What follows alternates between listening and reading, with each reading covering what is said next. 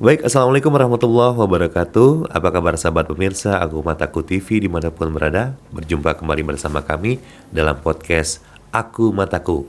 Allah kuasa, makhluk tak kuasa. Seperti biasa, podcast ini senantiasa menghadirkan perbincangan santai, namun syarat akan nilai-nilai inspirasi, motivasi, edukasi, dan juga informasi. Dan di episode kali ini, Alhamdulillah kembali kita kedatangan orang yang sangat spesial. Beliau adalah Bapak Ibnu Aziz, Dr. Ibnu Aziz. Siapakah beliau? Langsung saja kita berbincang-bincang dengan beliau. Assalamualaikum Pak Aziz. Waalaikumsalam warahmatullahi wabarakatuh. Mohon maaf Pak Aziz, namanya beneran dokter ya, bukan dokter ya? Dokter. Dokter. Kalau dokter di Masjid Baitur Rahmah ada Dokter Fahmi namanya. Ini Dokter Ibnu Aziz. Ini selain berarti dosen ya? Iya, dosen. Dosen dan juga sebagai apa nih Pak Aziz? Sebagai profesional arsitek. Profesional arsitek juga. Iya. Nah, Iya, profesional arsitek. arsitek juga. Ini juga yang membawa Bapak Pak Aziz aktif terlibat di pembangunan Masjid Baitur Rahman Bang Raya ini. Bisa diceritakan Pak Aziz? Ya. Awal makasih. mulanya. Assalamualaikum warahmatullahi wabarakatuh. Waalaikumsalam warahmatullahi wabarakatuh. Alhamdulillah wa syukurillah wala quwata illa billah. Terima kasih atas undangannya saya bisa hadir di sini. Iya. Perjalanan hidup ini pasti panjang. Panjang. Dari awal tidak pernah saya duga. Ya. Saya dulu tidak pernah bercita-cita menjadi seorang dosen. Ya. Saya ingin menjadi seorang profesional, insinyur, arsitek gitu. Tapi faktanya membawa saya ke sana. Saya ini termasuk orang yang menentang tradisi. Maksudnya gimana tuh? Ya, jadi kan orang tua dulu ya. Iya, iya. Kalau kita mau sekolah, Iya. sekolah tinggi itu, Iya. mereka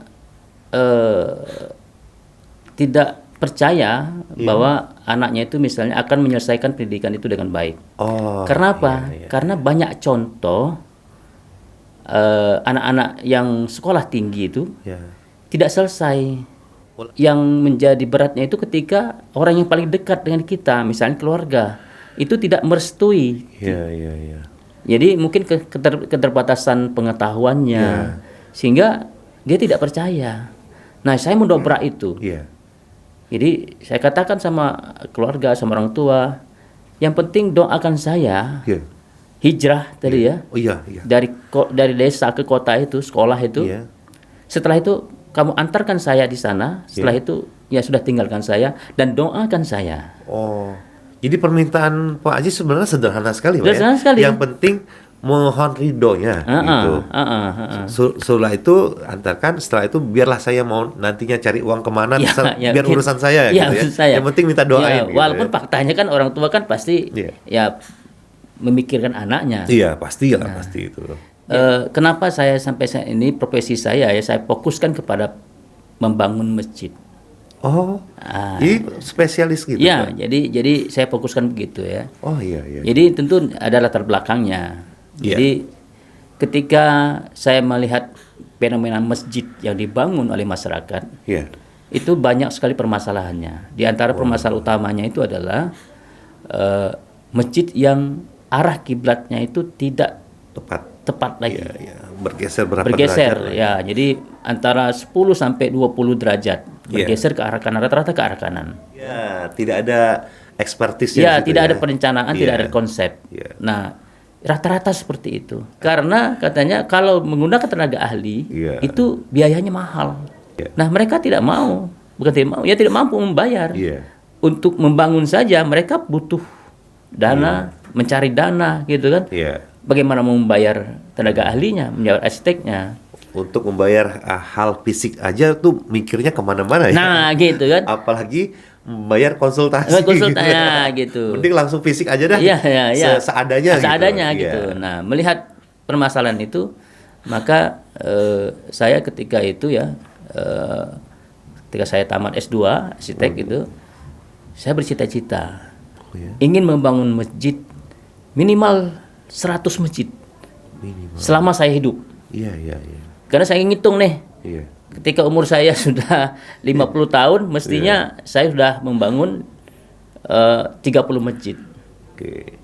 Umur saya 60 tahun, paling tidak itu sudah 60 masjid saya bangun. Umur saya 70 tahun, insya Allah sudah 100 masjid.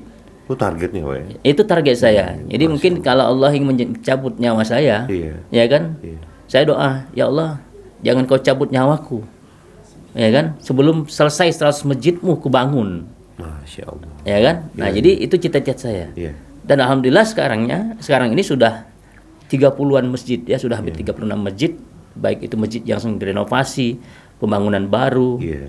Nah, Masjid Baitur Rahman ini, Bang Raya ini termasuk masjid yang direnovasi atau direvitalisasi dan dikembangkan. Ya, jadi secara arsitektur dia misalnya indah gitu ya, unik gitu ya. Unik. Terus secara fungsi dia bisa menampung banyak kegiatan, ya kan. Lantas secara sosial masjid itu nyaman, ya orang akan datang ke sini kenapa? Karena di sini ada kegiatan sosialnya. Misalnya makan gratisnya, misalnya gitu kan. Terus ada sumbangan apa terhadap anak yatim misalnya gitu ya. Terus kalau saya pribadi Ustaz, misalkan anak-anak, termasuk anak-anak muda, orang-orang awam, aduh panas nih, masjid mana yang adem? Oh, ke Masjid Baitur Rahman aja, AC-nya kenceng. Itu salah satu. Iya, tapi daya tarik juga itu. Iya, daya tarik juga. Jadi begitu. Ya, ketika saya diminta untuk mempresentasikan masjid ini di hadapan para pengurus, para pengurus pada saat itu bertanya, jadi bagaimana keputusannya Pak Ajis? Saya bilang, Bismillah, direnovasi dan dikembangkan, dibongkar habis, gitu kan masjid yang lama itu. Saya sempat ditipu, oleh panitia. Saya tanya, untuk membangun masjid ini kamu punya dana nggak? Dibilang sudah siap Pak Ajis. Saya bilang berapa dana awalnya? 300 juta bilang gitu. Masya Allah. Rupanya? Saya bilang ya sudah cukup untuk lah. memulai. Untuk gitu mulai, kan. oke. 300 juta. Tapi bukan untuk menyelesaikan. Kalau 300 untuk mulai oke lah. Tapi tidak akan selesai ya. Iya, karena banyak lagi. Kalau niat baik selesai. Nah, ketika saya presentasi seperti itu, saya tanya panitia, ada berapa Baitur Rahman masjid? Ada uangnya. Dibilang oleh ketua panitia ada 300 juta. Masya Allah. Gitu kan. Terus? Ternyata di ujung-ujung saya dikasih tahu. Sebenarnya pada saat itu uangnya baru ada 15 juta. Masya Allah. Iya. Mungkin kekhawatiran dari pengurus masjid, nanti kalau dibilang 15 juta, Pak Ajis nggak mau. Nggak mau gitu kan. Tapi 300 juta, oke lah. Nggak dari nol ya. Tapi rupanya gini, jadi ini apa namanya, saya ini kan termasuk juga yang memberikan motivasi. Memberi motivasi kepada pengurus panitia, ya kan. Jangan khawatir dalam membangun rumah Allah. Ya kan, tinggal niat, keyakinan, ya kan, terus kerja keras gitu kan. Terus menjaga kepercayaan masyarakat. Trust itu harus dijaga, karena kalau masyarakat menyumbang tapi tidak dibangunkan, tidak ada buktinya, itu masyarakat mungkin hanya sekali dia nyumbang gitu kan. Ya kan menyalurkan ke tempat lain ya. Iya. Tapi ketika ada buktinya yang dikerjakan itu, maka sumbangan itu terus mengalir, tidak hanya sekali. Repeat ya. Berulang-ulang ya. Iya, berulang-ulang dan ini kan sudah dibuktikan. Jadi setelah masjid ini dibangun dengan konsep 4 lantai ya. Dengan nanti ada galeri. Itu juga termasuk ide dari Pak Ajis juga berarti ya? Jadi begini, awalnya tidak seperti itu. Awalnya tidak seperti itu. Jadi masjid ini tetap dibangun 4 lantai, di atas itu ada rooftop gitu ya. Rooftop itu fungsinya sebagai atap saja gitu kan. Tapi ketika belum fungsional, hanya rooftop saja. Hanya rooftop saja. Tapi ketika ada Ustadz dari Sulaiman, ini juga berkah nih. Berkah luar biasa, masjid ini dapat berkahnya. Jadi ketika kebaikan ya, orang baik pula gitu. Ya, ketika pada saat itu ya dalam keadaan bukan krisis ya. Artinya dana itu hampir berkurang habis untuk biaya pelaksanaan fisik gitu. Tiba-tiba itu Allah datangkan namanya Ustadz dari Sulaiman ke sini. Qadarullah ya. Iya, qadarullah. Semuanya Allah yang atur. Iya. Saya sendiri pada saat itu ketika panitia mengatakan, Pak Ajis nih dana sudah mulai nipis gitu kan.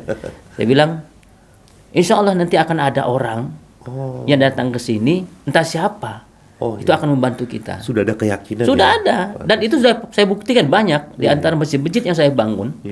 Itu ada 1 atau 2 orang yang katakanlah tanda kutip penyelamat lah gitu ya.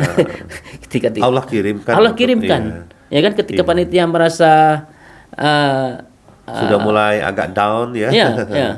Karena Pak Ajis yakin kalau gerakan ini untuk menolong agama Allah, maka Allah akan tolong kita juga ya. Iya. Ini fakta. Jadi Allah kuasa, makhluk tak kuasa. Masya Allah. Jadi luar biasa. Jadi dengan kehadiran dari Sulaiman di sini, ini sangat membantu proses pelaksanaan masjid ini. Di samping beliau juga punya program. Ya, dia membantu banyak masjid yang ada di Indonesia ini, termasuk masjid Baitur Rahman. Ya kebetulan saja gitu ya. Agak spesial nih masjid Baitur Rahman. Ya kan, ada Al-Qur'an raksasa yang medianya itu kampas dilukis oleh Al-Qur'annya dilukis.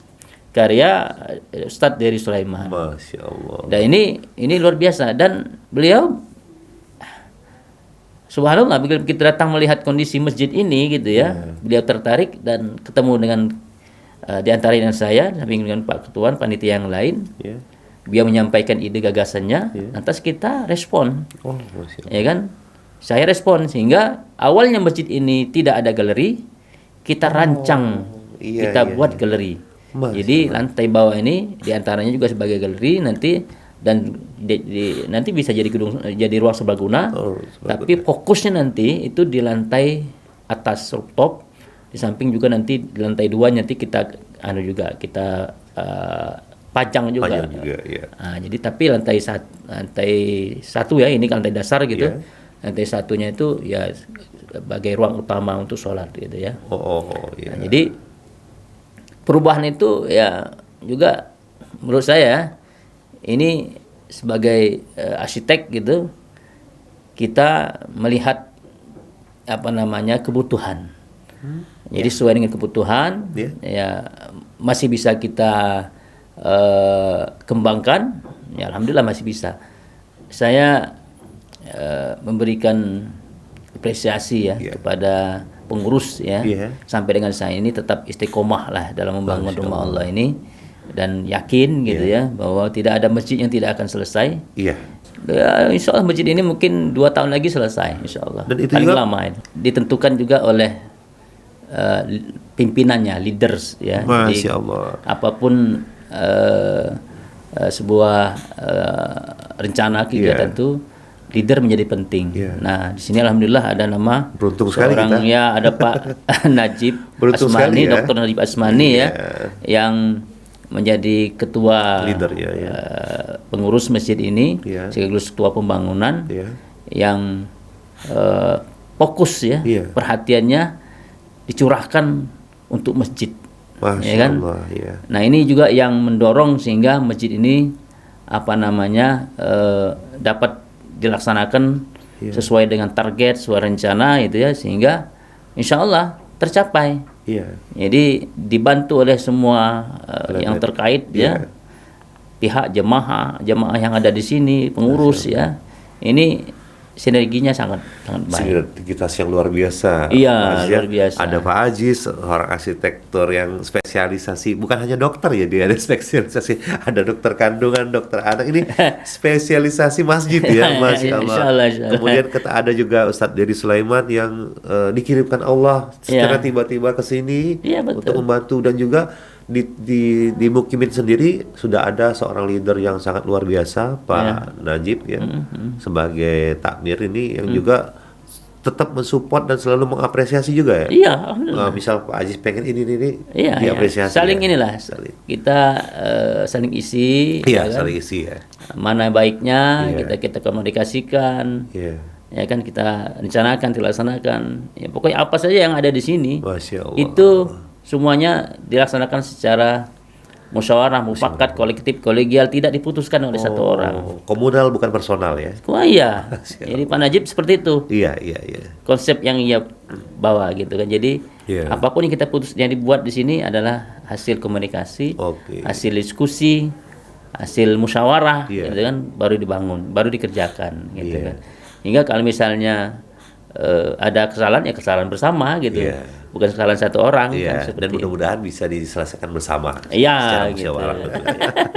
Baik. Sekali lagi terima kasih Pak Aziz, luar biasa sekali ya. Ini kita mendapatkan pencerahan, dan juga ngomong seperti ini tuh enak banget. kita dapat motivasi dan juga mendapatkan enlightenment, pencerahan itu berbuat lebih baik lagi dengan kapasitas masing-masing tentunya. Ya, betul, ya. Iya. Sekali lagi terima kasih Pak Aziz telah membersamai kita dalam podcast Aku Mataku, dan Aku Mataku ini juga bagian dari Masjid Baitur Rahman. Salah satu karena pengurusnya punya selera, dibuat juga medsos dan juga akun YouTube Aku Mataku. Jangan lupa pemirsa like, comment, and subscribe. Sekian dari kami. Billahi taufiq wal hidayah. Wassalamualaikum warahmatullahi wabarakatuh.